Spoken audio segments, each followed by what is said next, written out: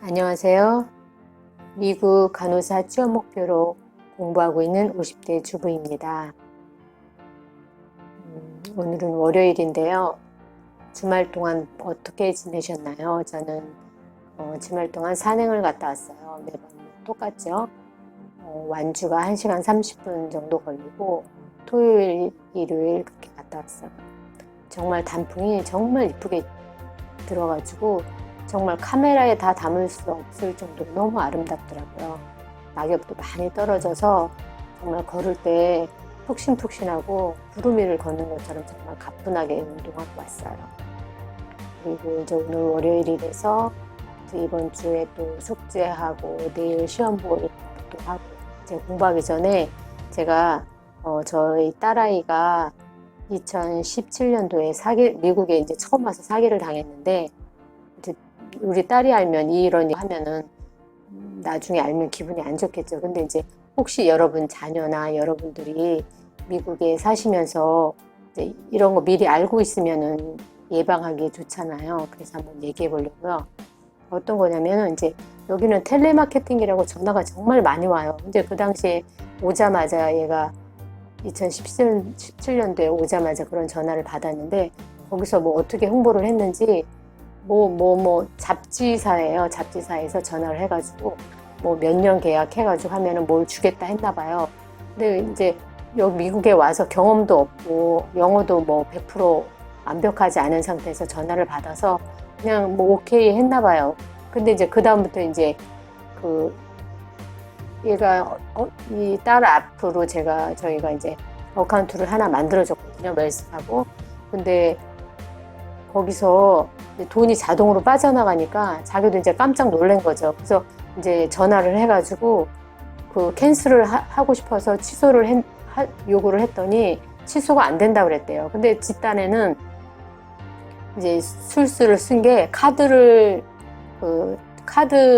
그거를 취소를 한 거예요. 취소하면 그 카드에서 이제 인출이 안 될 거라고 생각한 거죠. 근데 그 데뷔 카드인데, 그러니까 현금 카드죠. 한국식으로 얘기하면 데뷔 카드를 취소를 하고 다시 새로 발급을 한 거예요. 근데도 또 다음 달도 이렇게 출금이 되니까 이제 얘도 놀란 거죠. 근데 어떤 그 시스템인지 모르겠는데, 그래서 그때서야 저희한테 이제 얘기를 한 거예요. 자기가 이제 전화를 받아서 그냥 이렇게 했는데 취소도 안 되고, 그래서 이제 그러면은 은행에 가서 직접 가서 네가 이렇게 그 텔레마케팅으로 해가지고 어떻게 보면 합법적인 그래가지고 근데 이거는 바로 취소를 안 한다는 거는 그 불법이라고 그러더라고요. 취소를 이게 고객이 요구하면은 바로 취소를 할 수 있는데 이건 취소가 안 돼가지고 이제 은행에서 이렇게 클레임을 해가지고 이제 그거 돈을 빠져나가는 거는 막아놨고 그 다음에 여지껏 빠져나간 돈도 다시 은행에다 얘기했더니 다시 이렇게 거기서 어카운트에 돈 빠져나간 그 회사에서 다시 우리 딸아이 앞으로 돈이 다시 입금이 됐더라고요. 그게 어떤 시스템인지 모르겠어요. 어쨌든 클레임 신고를 했더니 그렇게 나왔어요. 그리고 이제 인터넷에 막 찾아봤더니 정부 관리 정부 사이트에다가 리포트를 하라고 그러더라고요. 그래서 그것도 리포트 하고. 근데 그 잡지가 계속 오잖아요. 근데 이제 그거를 계속 이제 쌓아놓은 거예요. 얘는 뜯지도 않고. 그리고 이제 겁도 나고. 그래서 해결 방법이 없었어요. 일단은 취소가 안 된다는데 어떻게 해요. 그리고도 그게 여기 와서까지도 계속 연결이 됐어요. 그러니까 돈은 빠져나가지 않지만 잡지는 계속 왔어요. 그리고 계속 그거는 쌓아놓고. 그리고 딸내미 이번에 2019년도에 데리러 갈 때 그 잡지책을 그냥 다 가지고 왔어요. 근데 저희 소유권은 없잖아요. 저한테는. 근데 나중에 어쨌든 증거로 그 사람들한테 요구하면 다시 주려고요. 돈을 요구하든 책을 요구하든. 그래가지고 근데 그게 2020년도 봄까지 왔어요. 여기가 저희가 이제 이사를 왔기 때문에 이제 끝났다라고 생각했는데도 이사 오고 2019년도 7월부터 계속 한 달에 한 번씩. 근데 잡지가 뭐 요리 잡지, 뭐 운동 잡지 여러 가지가 오는 거예요. 그래가지고 이제 근데 어느 여기 이사 오고 8월쯤에 엽서가 하나 왔는데 이 잡지사 본사더라고요. 그래서 본사 뭐 사이트가 있더라고요. 그래서 거기 사이트 들어가서 그 매니저한테 편지를 보냈죠.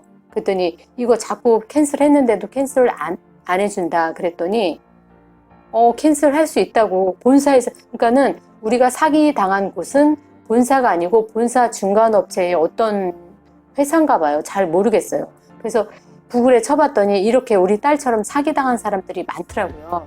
그랬더니 그 사람들이 이제 취소는 해주겠다 그래가지고 편지 주고받아서 취소가 됐어요. 근데 잡지는 계속 오는 거예요.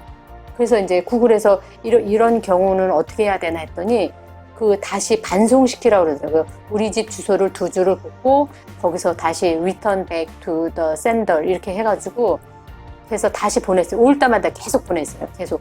그게 2020년 봄까지 계속 됐어요. 그러니까 얘가 이제 3년인가를 계약했나 봐요. 그러니까 3년인가 계속. 근데 그리고 이제 거기서 또 뭐냐면은 어떤 우편물이 왔냐면 채권 추심이라고 네가 이렇게 어떤 사람한테 이렇게 부채를 갖고 있는데 네가 이 잡지 책을 여지껏 몇 년 동안 밀려가지고 뭐 1,000몇백 불인가 이렇게 나왔어요. 그거를 안 내면은 뭐 무슨 소송에 들어가겠다 이렇게 경고장 해가지고 왔어요.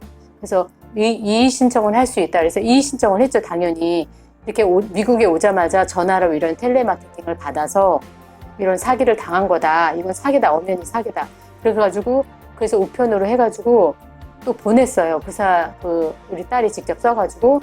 그래가지고 그 이후에는 뭐 아무런 연락이 없더라고요. 그러니까는 해결이 된 건지 어쨌는 건지 이렇게 해서 마무리는 됐는데 아직도 찜찜해요. 그리고 이 잡지책이 아직도 우리 차고에 있어요. 그 큰 백에 그대로 포장이 뜯지 않은 상태에서 그렇게 있어요. 아직도.